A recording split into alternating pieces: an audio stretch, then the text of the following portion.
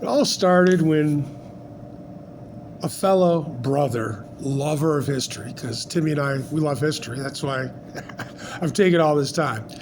Timmy made the claim at Johnny's birthday banquet about after the battle at Oriskany, August 6, 1777. I think it was a Wednesday. The Iroquois went outside the gates of Fort Stanwix and started scalping. Okay, so after the Battle of Oriskany, the claim was made, after the battle, August 6th, in the afternoon, the Redcoats, or I take that back, the Iroquois, probably Seneca would be his claim, went to the gates of Fort Stanwix and scalped. They did not do that. I've already shared with you in the book where the scalping took place about a week or so earlier. But August 6th, this is what the book says. But as Johnson's reinforcements left the siege lines around Stanwix for the battle in the woods, something else was stirring. Herkimer's Rangers had reached the fort about noon, long after the ambush was sprung. Okay, so Herkimer's guys get to the fort. Whether or not Gansevoort's men heard the din of firing a few miles away has never been established, but pursuant to Herkimer's request, the colonel prepared a detachment under Major Willett to sally from the fort and attack the enemy encampment. All morning they had been watching Indians leave their camp and move to the east. They were camped up by Staley. So if fellow Romans, we know Fort Stanwix, the Redcoats and the Indians are at Staley. Something was up and certainly heading Herkimer's way. At 1 o'clock, Gansevoort fired 3 sequential cannon shots as he unbarred the gates.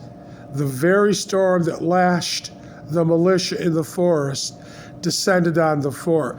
That's a reference to rain. It started raining around 1 or 2 in the afternoon really hard at Oriskany and here in Rome, so there was a let-up in the fighting at that time. Then at about 2 o'clock, Willett judged the rain had lightened and finally launched his attack of 250 Massachusetts and New York Continentals, which swept into the nearby Indian bivouac. Again, that's by Staley. There's no defense. That's because all the soldiers are out at Oriskany. The attack encountered only women and children. Okay, so the Patriots go up to Staley and raid that camp. Willett dismantled the camp quickly, stripping the Seneca huntments of all goods, blankets, implements, war booty, and munitions. From a distance, St. Ledger could not discern what was happening. His regulars were on duty at Wood Creek and slow to respond. Sir John's reserves had left for the front. Lieutenant Byrd's detachment was scattered. Willett had all the time in the world to break into Sir John's bivouac, strip the Royal Yorkers' tents of all effects, and rifle the Rangers' huts. Willett captured 6 battle flags and a mountain of records, while his infantry formed to meet the anticipated British counter-thrust. They expected the Redcoats to come back to Staley and counterattack. They didn't. They did not do that. Ledger did not do that. The Americans filled their wagons. Let me find my spot. While their infantry formed to meet the anticipated British counter-thrust, wagons rolled back and forth between the fort and the enemy camp, once again at Staley, loaded with plunder. The Americans filled wagons with supplies, personal goods, sundry treasures, and arms. They were especially careful to pilfer cooking implements, food, clothing, and blankets.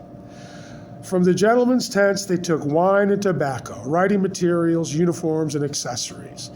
Then, almost as quickly as they had appeared, they were gone, they being the Patriots. They left that camp at Staley, leaving their enemy languishing outside the walls, impoverished, denuded, and embarrassed.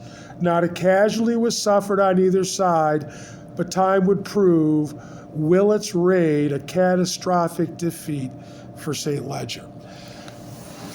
coming down the end, because I'm not going to belabor this anymore, but I feel good. I've made my argument, which, one more time, Tim?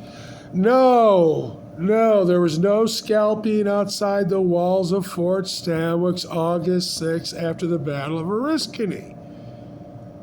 That's the whole point.